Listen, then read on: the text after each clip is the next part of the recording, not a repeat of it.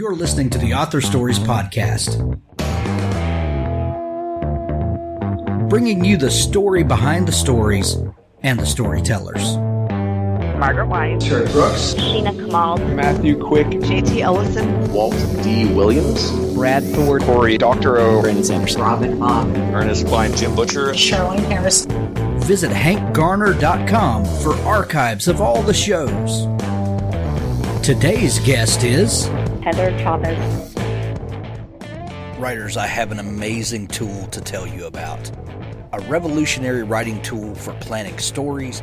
Campfire Pro is what novelists need to go from the seed of an idea to a detailed plan that's ready to be executed.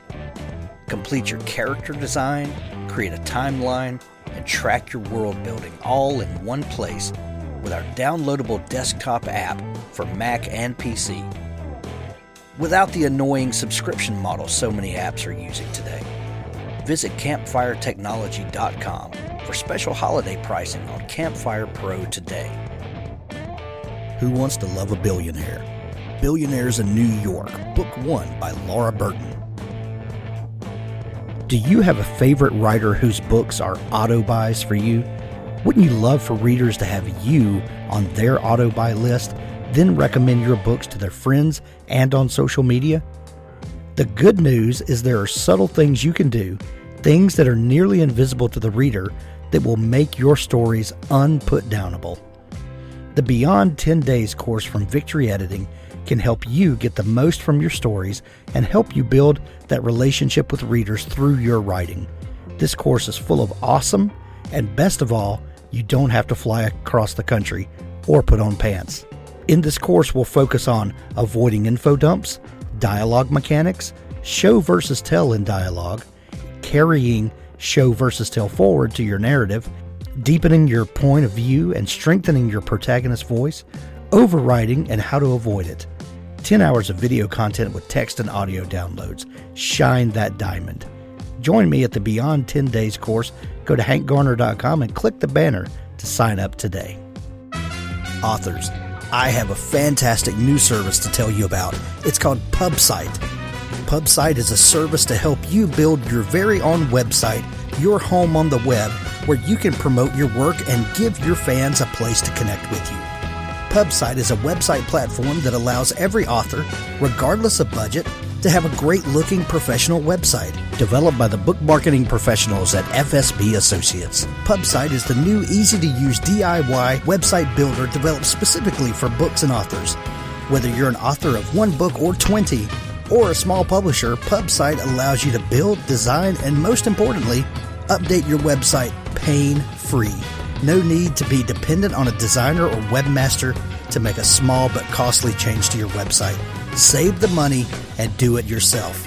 PubSite is the best platform for authors because it's a book-centric platform. PubSite was built just for authors and small publishers. Every design, feature, and layout is book-centric. They have customized designs for you to use. It's easy to build. No coding or HTML is necessary to create a stunning, professional-looking website with all the features you want. Get a custom domain name, yourname.com. It's simple to update. You can add all of your books, add a blog and a book tour, sell from any retailer, manage your email list and social media, and even do e-commerce. Build your website with a 14-day free trial, then pay just $19.99 per month, which includes hosting. And we offer packages starting at $499 to set up the website for you. Pub-site.com, the place to help authors find their home on the web.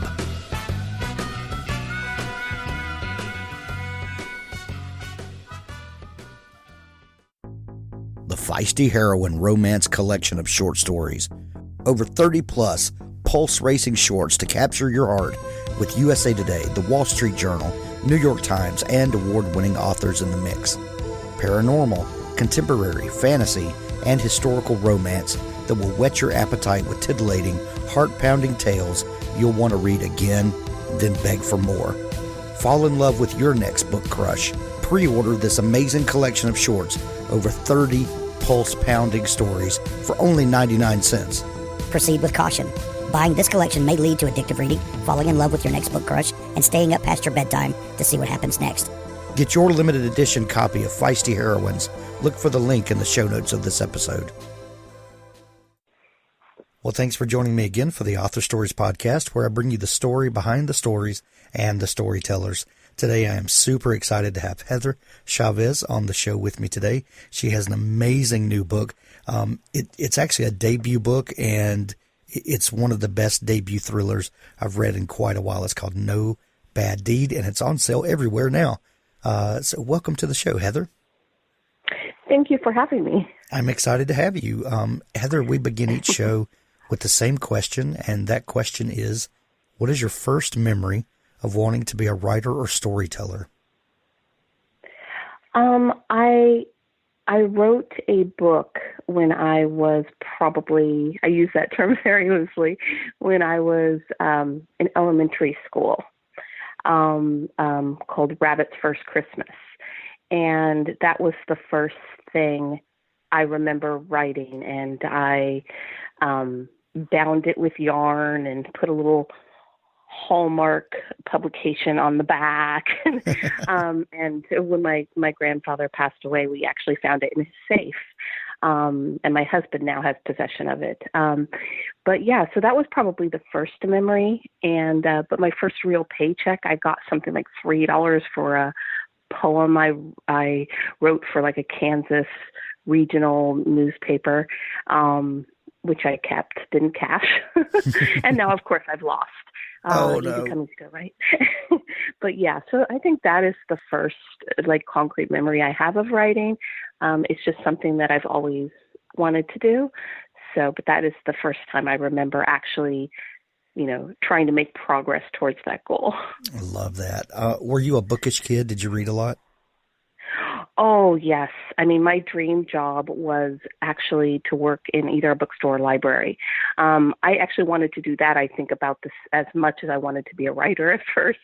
Just being around books was just, enthralling for me. And my first real job when I was like 15 years old, 16, was I spent the summer working in a library, and which I thought was like the coolest thing ever. Other teenagers were out, doing teenagerly stuff.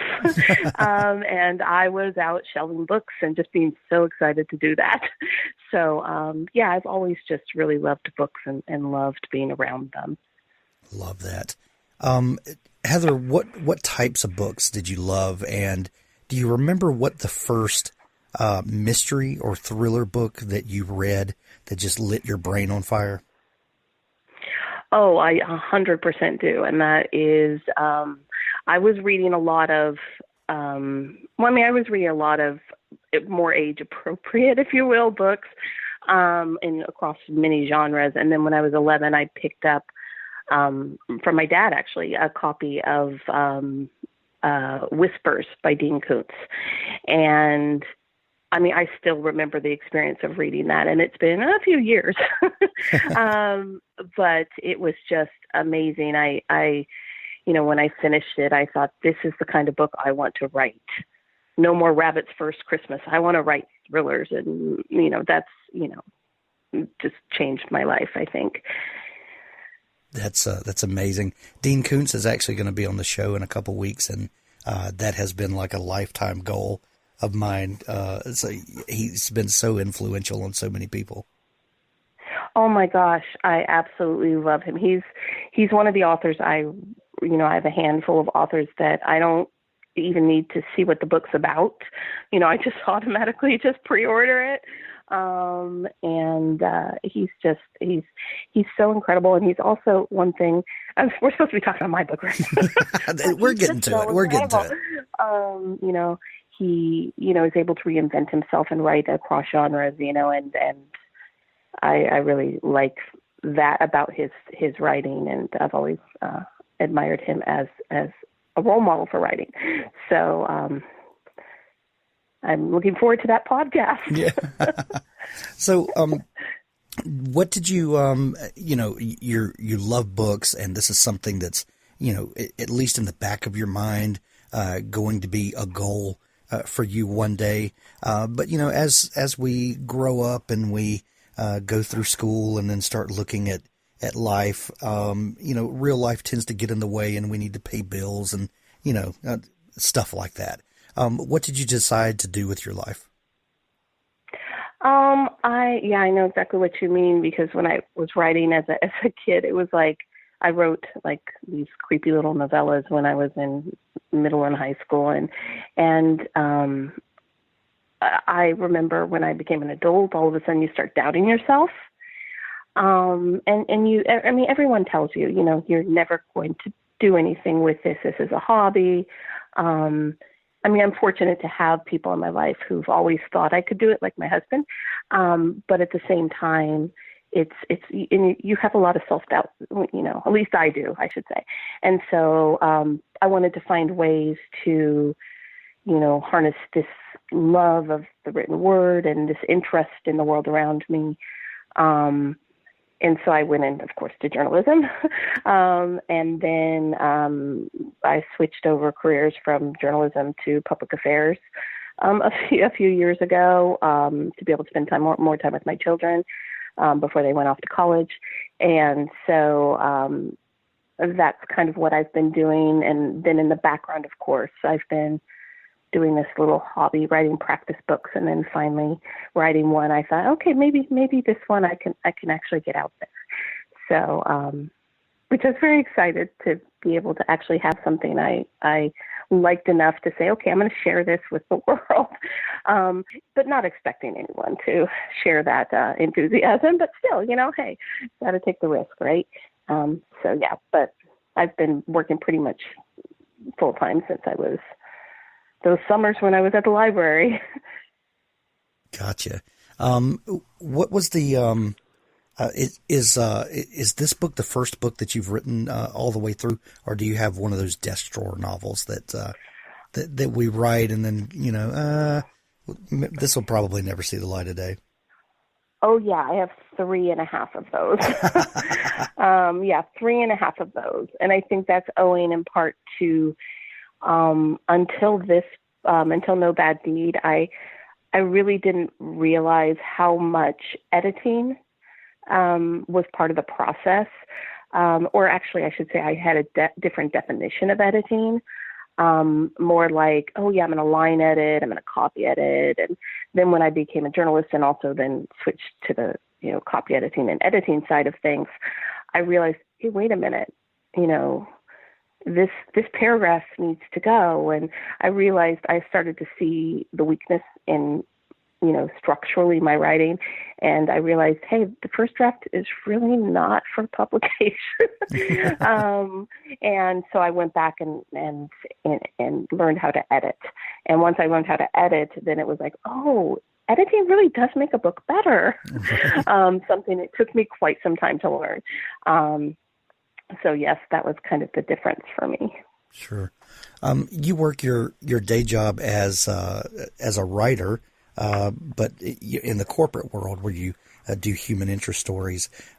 Your day job writing, how do you feel that helps to inform your fiction writing? And do you feel like working under deadlines and things like that help you to hone your chops for your fiction writing that is your passion writing? Oh, definitely. I mean, I love people and meeting people, and I think that's the difference. It balances well with what I'm, my writing at home, because you get to be in the world and be social and meet all these interesting people who have these fascinating stories, and then you get to go home and hide in your cave. And so I think the juxtaposition of the little hermit writer and then the social person who gets to go out and do human interest stories and meet people helps a lot. I think also, like you said, deadlines are kind of in my blood. I've been doing this for so long, especially when I was a journalist. I mean, at the end I was doing page layout and copy editing, and that's something that you you don't get to go home till it's done. Otherwise there's no newspaper, and so it's not like you can say, oh, I'm going to put that off till tomorrow. And then you'll have a lot of mad subscribers the next day. So you have to make those deadlines. And so I always have been pretty good at structuring my time. I'm definitely a planner. Life sometimes does get in the way, as you can imagine. But I do try my best to structure my time in such a way that it is optimal for production. Well, the new book is called No Bad Deed, which is obviously a play on words, and we can talk about that in just a minute. But you said you've got 3.5 desk drawer novels at home, and this one is so electrifying. It's so just right out of the gate, just grab you by the ears and hold you and make you read it. What do you feel like was the difference in the writing of No Bad Deed as opposed to the 3.5 that you've written already? What was the characteristic of this book that you just knew was different? Well, one of my first books, this was so unfortunate, I actually loved. And then it was about this young woman who, saw ghosts and then Sixth Sense came out right as I was finishing it. And so I'm like, oh, darn.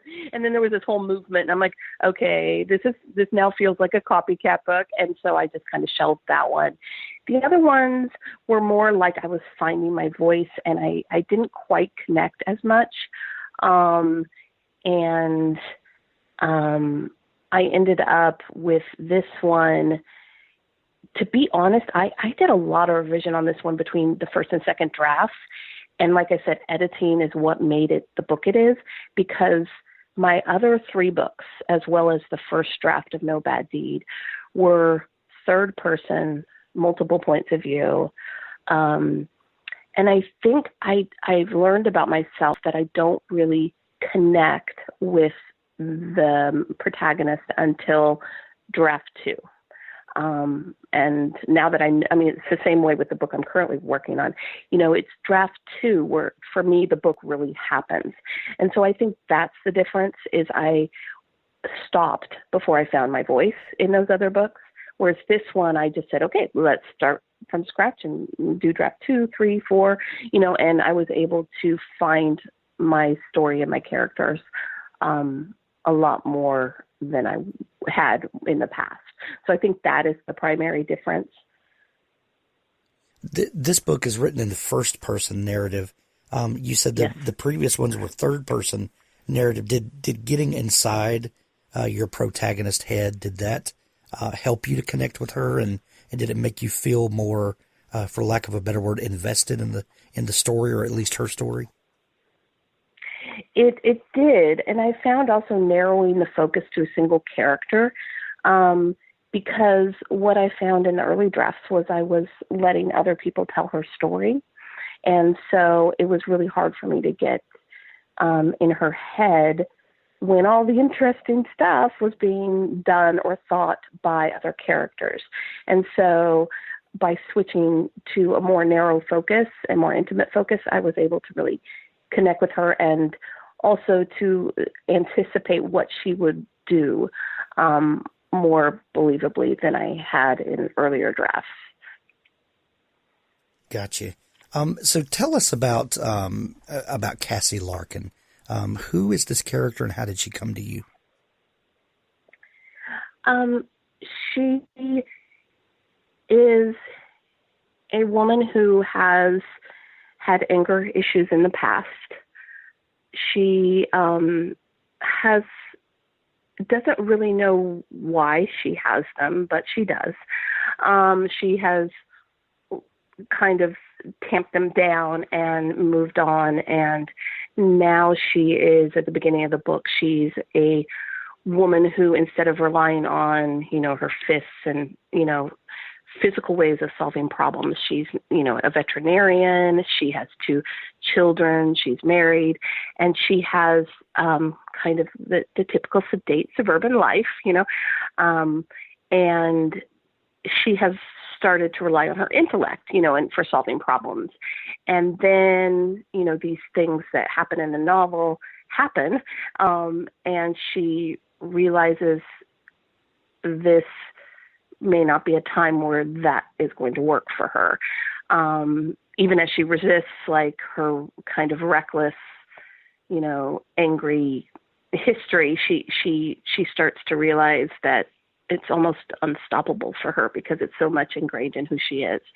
So that's who she is. She's an angry suburban mom,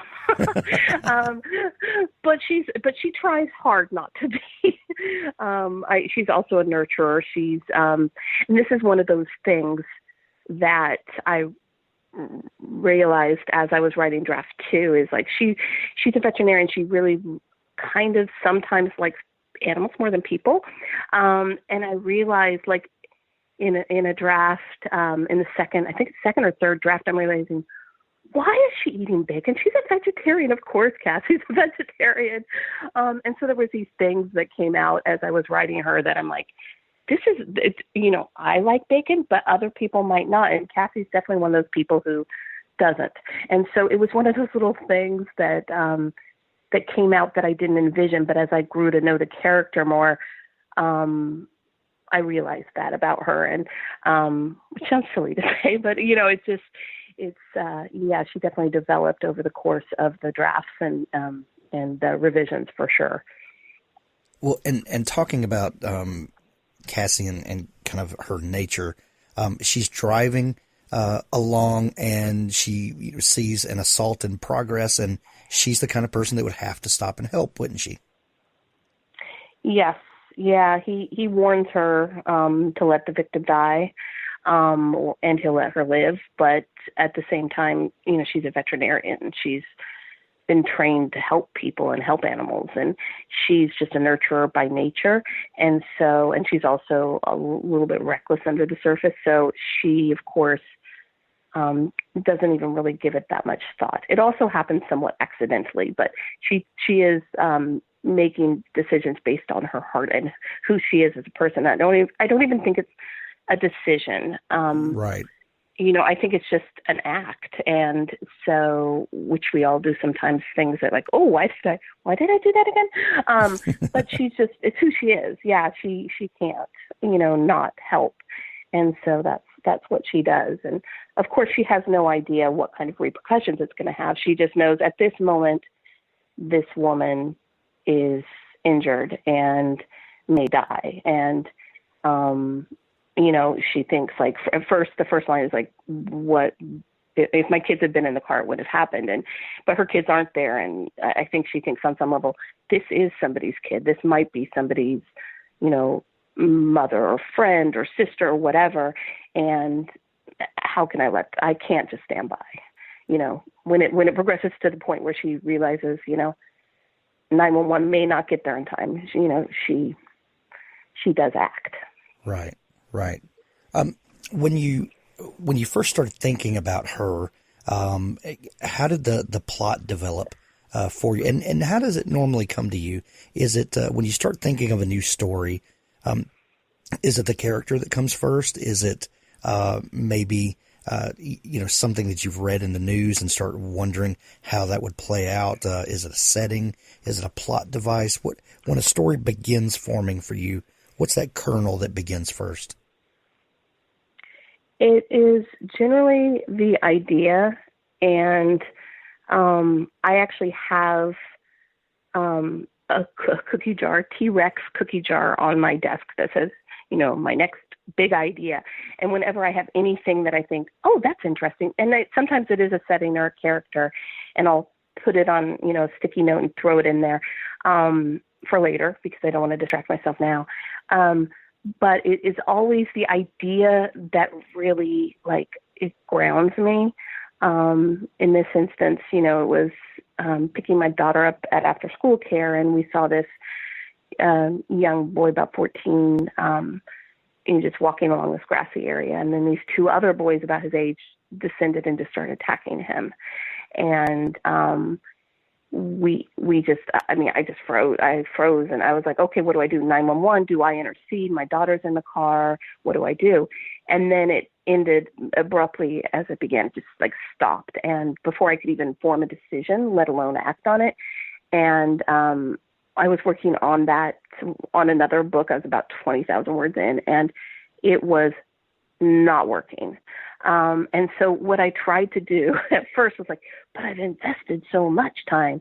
And so I tried to force this little kernel of an idea into this other book that had no part of this idea at all. And it was actually it was like a male forensic artist was the main character of that book. I'm like, it's not his story. How would it even be his story? It's this mom in the car's story. And that's kind of how it started. I just said, okay. And I think that was actually the defining moment where I was like, I can cut. And so I just basically threw away. That's the only book I didn't finish. I threw away those 20,000 words. And started again with what became No Bad Deed. And so definitely the idea came, but also the character kind of followed very, very quickly, because I think, like I said, it was the mom in the car story, and it just, it's kind of that way with the book I'm working on now. It's just like, whose story is this to tell? They kind of come at the same moment, but I think the idea does beat it by like a microsecond. Right. I know you said that you're a big planner and, that you're very organized. Is that true for your writing process? Do you plan things out? Are you an outliner, or are you discovering the story and the characters as you go? I think generally what happens is the first draft, I am definitely an outliner. And it's more like a story outliner. I have ideas of who the character is, but the characters are not as firmly in my head until they find their way to the end of the story.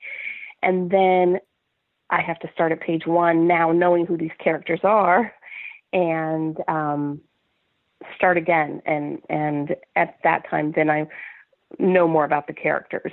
But the plot itself, I do outline. I'm one of those people who has spreadsheets and outlines and does all that kind of stuff. So, but the characters I kind of discover as I go.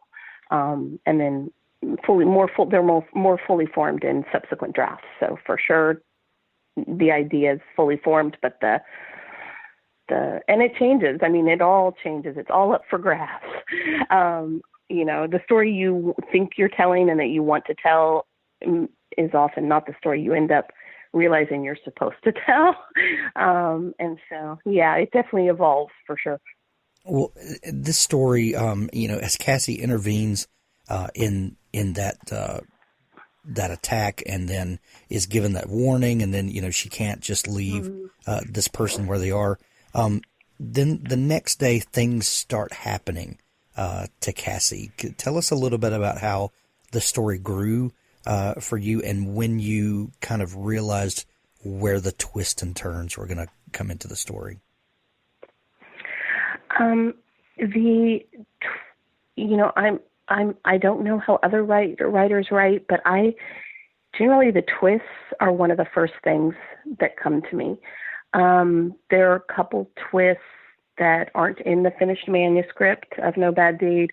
But for the most part, everything that was in there as far as, the reveals or whatever, I kind of get those shortly after I get the idea in the outlining process. So that part of it, the bigger elements of it are generally in place when the outline is in place. And there are certain scenes that just, you just, like the scene where her husband disappears on Halloween, that actually was originally, I considered, should I move that up? Should that be the beginning? But then I'm like, no, it shouldn't. But because it came to me so clearly and so vividly, Halloween and 6-year-old daughter alone, and, all these elements that really mess with a parent's psyche. So some scenes like that and later scenes too came to me pretty clearly early on. But others, I had to build upon. And it's ironic because some of the scenes that I, didn't have fully formed, that didn't come to me as clearly, are also some of my favorite scenes now. So, but it definitely is kind of a mixture of both, planning, vivid ideas that come to me, and then a discovery later and later drafts that pulls the story forward. So it's definitely a combination of both. One thing that I love about the character of Cassie, and we've alluded to this earlier, is that she has a nurturing side, and she wants to help people and to help living things. I mean, she's a veterinarian, so it's not, just people, but it's it's this nurturing thing about her that she wants to make the world a better place. And she wants to set things right, in a lot of ways. And then that is juxtaposed over this real internal conflict. When not to give too much away, but when things start happening to her husband, is this, we're kind of wrestling with, is this, linked to the first interaction that she had, with this tragedy, or, is it deeper? Is it something that, was her marriage in trouble? There's this real conflict. She's nurturing, yet she's torn. She wants to make things right, yet she's kind of disillusioned with the world in a way. When you're writing her, how do you connect with someone? How do you get inside her head, to write this first person narrative, and someone that's obviously so different than you? How do you embody the character, I guess is what I'm asking. Well, I think with Cassie, one of the biggest ways she's tested is in her marriage, and when her husband disappears, she's torn between wanting to know the truth and maybe not wanting to know the truth.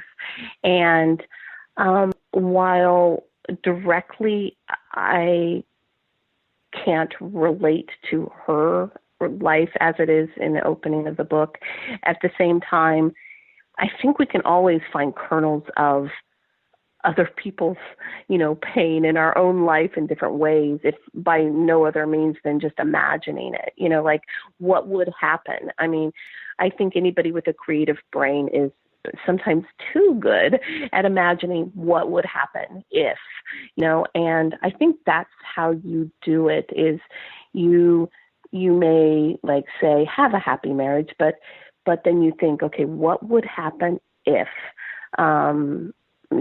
your husband did this, or your wife did this, or what would happen if, and you try not to think of those kid ones. Honestly, I admit it, as a parent, it's hard. But, your mind does, as a parent or whatever, go a little dark sometimes, in your protection of your kids. Like, that's your imperative. Oh, I'm going to protect my kids at all costs. And so I think there's a little bit of that in me, even if she's totally different than I am. I think I could relate to her in that way. The book No Bad Deed, available everywhere now. This is like an explosive debut. Did you imagine this sort of reaction to the book? I didn't. I actually imagined absolutely no reaction to my book. I wasn't even sure I would get an agent. I mean, I think, like I alluded to earlier, self-doubt is real.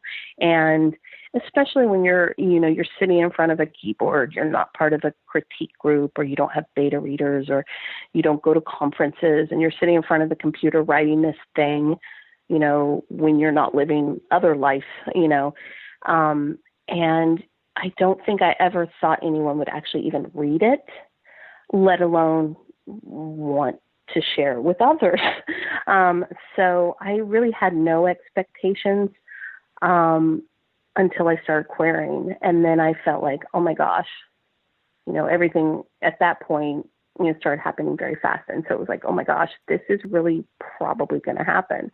But, even after you get the deal, you think, maybe it won't happen. It's just, I shouldn't say you, I should say me. I still have those moments. But I also think that having those moments of self-doubt is what helps me when it goes quiet a little bit, when my self-doubt goes quiet, then I think, oh my gosh, this scene or this part actually works. And I think that is what happened after finishing the book for the first time. I had this little brief period where I was like, I think this might work. And since I'm my own worst critic, I really said, okay, I'm going to listen to that voice and I'm going to put this out there.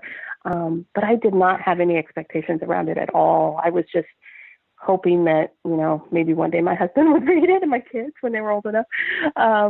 But yeah, that no expectations that other people would want to read it. But I've been so gratified by the responses I've gotten, and just the thought that it's amazing to me. Like in my acknowledgments, the first people I think are the readers, because it amazes me that there are people who are not related to me who are out there buying my book, reading it, and taking the time to write a review about it. To me, that's actually a gift. That's a gift of somebody's time, and it's just amazing to me that there are people who do that. So, and that other people are reading my book, I just got the chills when I printed it out and had the printed copy in my hand for the first time, and the tactile sensation of holding something that was totally done. Wasn't done. I was so naive at the time, but so it was done, and the thought, that other people are holding it as a finished book. It really still doesn't even quite compute. Right. What are you working on now, Heather? I am writing a book about an underemployed single mom who has a felony record and thus hasn't quite reached her full potential. And so she gets an opportunity to greatly improve her life and, maybe get a little bit of redemption. And she takes it. And, of course, maybe it's good, maybe it's not. I don't think it's much of a spoiler to say if it's a thriller, right? You wonder, something is going to go wrong. So that's what I'm working on now. I love it. Well, the book No Bad Deed is available everywhere now in hardcover and audiobook and Kindle edition. However you consume books, you can grab it today. There's links to it in the show notes of this episode. Heather, if people are just learning about you and want to dig into all the great stuff that you do, is there a place they can connect with you online? Yes, I have a website, heatherchavez.com. Excellent. Easy to remember. Yes, absolutely. Heather, thank you so much for taking time to come on the show today.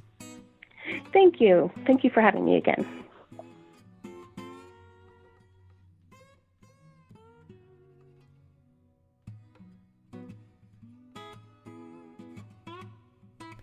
Stay tuned now for an audiobook excerpt from Richard Fox's The Ember War.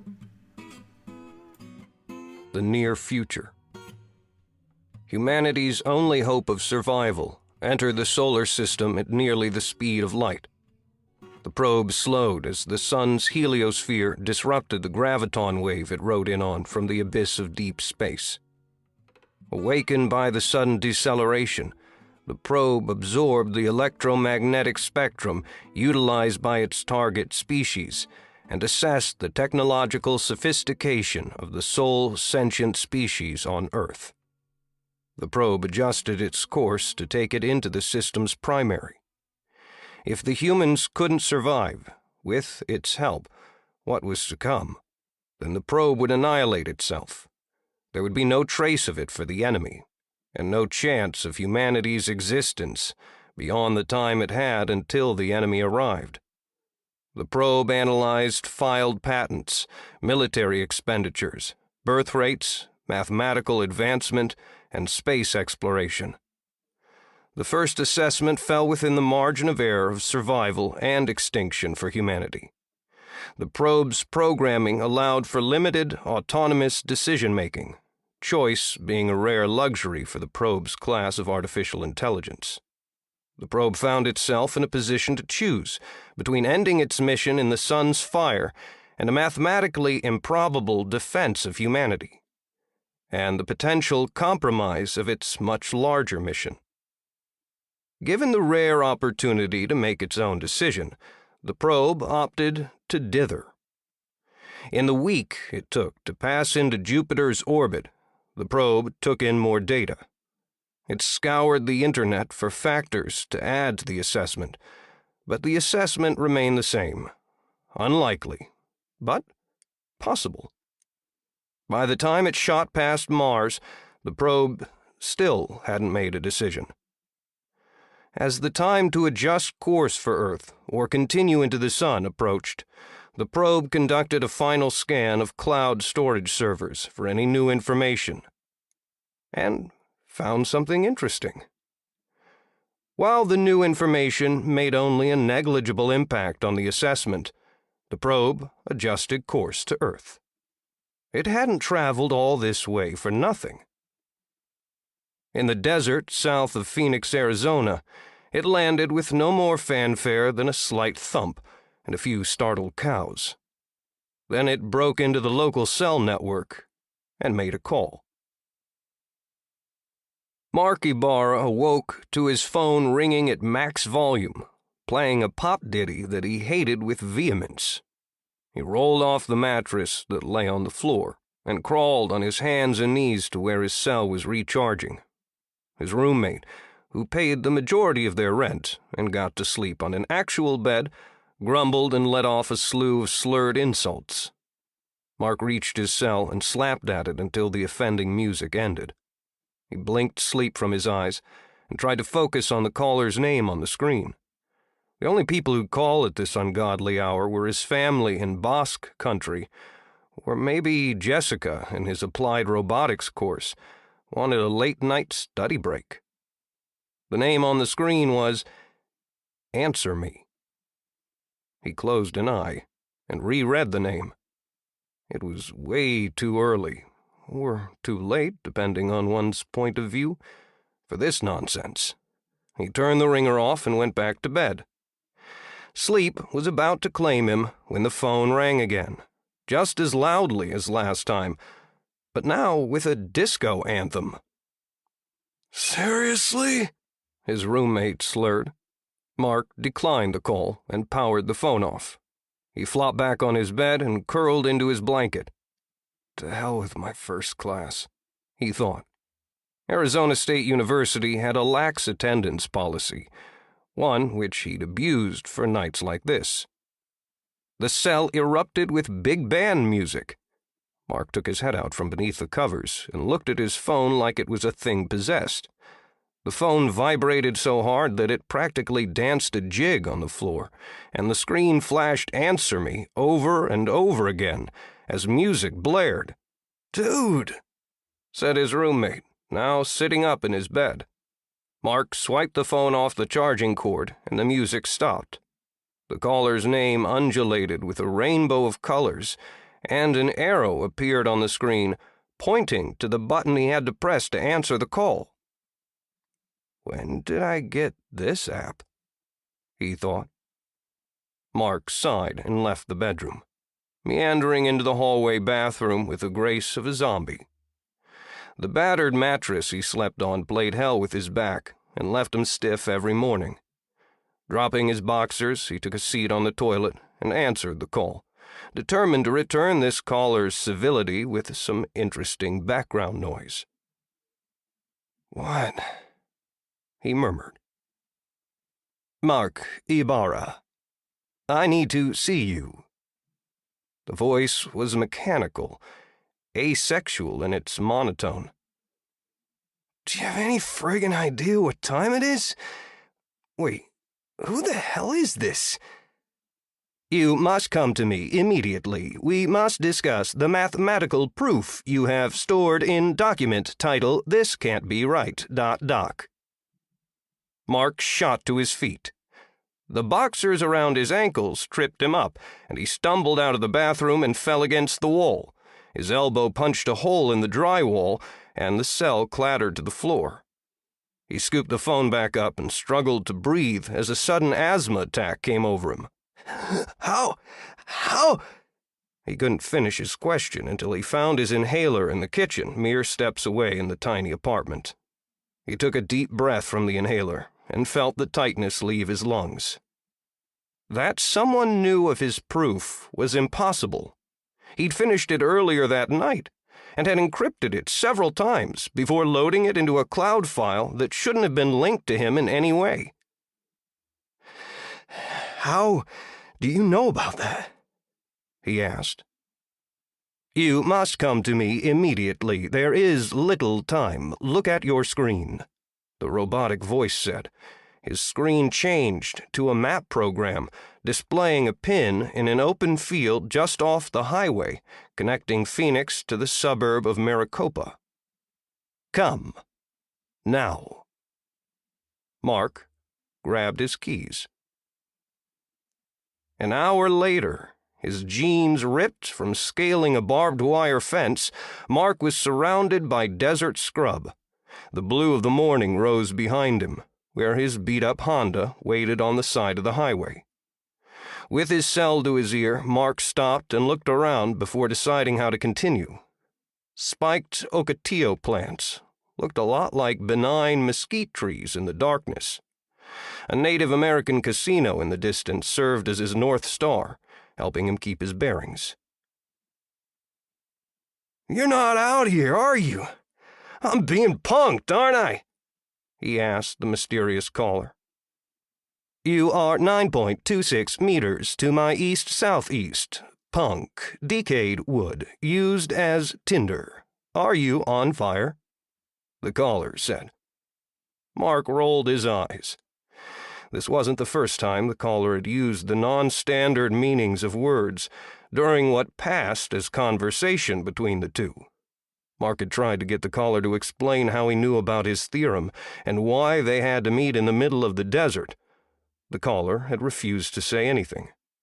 He would only reiterate that Mark had to come quickly to see him, chiding him every time Mark deviated from the provided driving directions.